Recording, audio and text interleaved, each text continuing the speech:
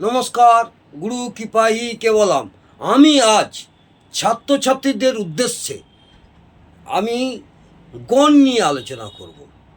আমাদের 3টি গণ আছে, সেই গণ নিয়ে আমি আলোচনা করব। যারা জ্যোতিষ শিখছেন তাদের উপকার লাগবে।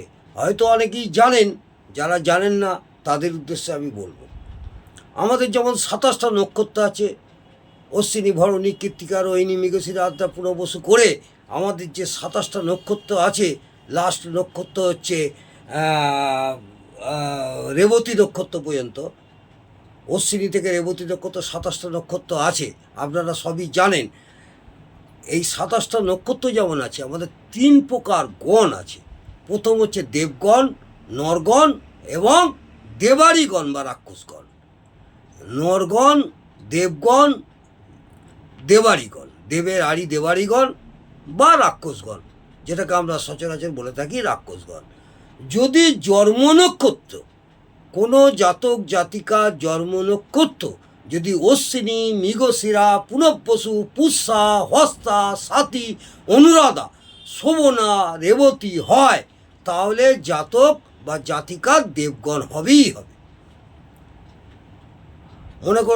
মন দিয়ে শুনুন, যদি জন্ম নক্ষত্র অশ্বিনী, মৃগশিরা, পুনর্বসু, পুষ্যা, হস্তা, সাথী, অনুরাধা, শোভনা, রেবতী হয়, তাহলে জাতক বা জাতিকার দেবগণ হবে।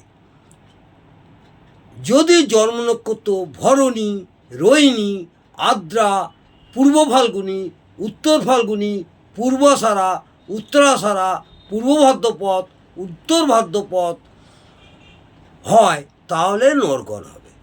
আবার বলি, যদি জন্ম নক্ষত্র ভরণী, রোহিণী, আদ্রা, পূর্ব ফাল্গুনী, উত্তর ফাল্গুনী, পূর্বাষাঢ়া, উত্তরাষাঢ়া, পূর্ব ভাদ্রপদ, উত্তর ভাদ্রপদ হয়, তাহলে নরগণ হবে। যদি জন্ম নক্ষত্র কৃত্তিকা, অশ্লেষা, মঘা, চিত্রা, বিশাখা, জ্যেষ্ঠা, মূলা, ধনিষ্ঠা, শতবিশা হয়, তাহলে দেবাড়ি বা রাক্ষসগণ হয়। রাক্ষসগণ কোন কোন নক্ষত্রে হয়? কৃত্তিকা, অশ্লেষা, মঘা, চিত্রা, বিশাখা, জ্যেষ্ঠা, মূলা, ধনিষ্ঠা, শতবিশা হয়, তাহলে কি হয়? রাক্ষসগণ বা দেবাড়িগণ হয়। এইটা আপনারা মাথায় রাখবেন। অর্থাৎ আপনাদের যে 3টি গণ সম্বন্ধে জানা হলো এবং 3টি গণের কি কি ফলাফল হয় সেই সম্পর্কে বলছি। প্রথমে আমি আপনাদের বলবো, যেসব জাতক জাতিকা দেবগণ হয়, তারা সাধারণত উদার, দাতা, তীক্ষ্ণ বুদ্ধিযুক্ত, অল্প ভোগী, জ্ঞানী, পণ্ডিত, সৃষ্টিশীল, শক্তিমান ও মনের সাংগঠনিক শক্তি এদের থাকে। বোঝা গেল? যেসব জাতক জাতিকা নরগণ হয়, তারা ধর্মপরায়ণ হয়, গুণী হয়, মানী, যশস্বী, বড় চোখ, সমাজসেবক, অর্থাৎ সমাজের নানা সেবামূলক কাজে জড়িত থাকে। সংরক্ষণের মানসিকতাও থাকে, গতানুগতিক মনোভাবও থাকে।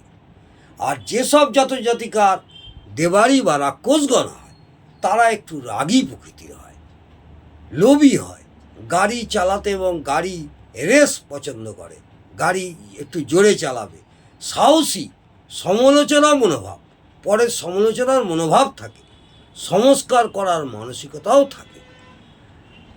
আর একটা সহজ পদ্ধতিতে আপনারা কীভাবে গণ নির্ণয় করবেন, দেবগণ হলে মনে রাখতে হবে এটা 1, 5, 7, 8, 13, 15, 17, 22, 27 এই নক্ষত্রগুলো হলে আপনাদের দেবগণ হবে।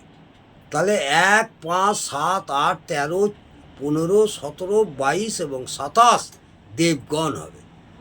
নরগণ হবে এইভাবে মনে রাখবেন 2, 4, 6, 11, 12, 20, 21, 25, 26 এইসব নক্ষত্রগুলো আপনার নরগণ হবে। রাক্ষসগণ কারা হবে? 3, 9, 10, 14, 16, 18, 19, 23 আর 24 এইসব নক্ষত্রের জাতক জাতিকারা দেবাড়ি বা রাক্ষসগণ হবে। আজকে আমি আপনাদের গণ সম্পর্কে আলোচনা করলাম। এরপরে আপনাদের আরও রাশির বিভিন্ন চরিত্র নিয়ে আমি আলোচনা করব। যদিও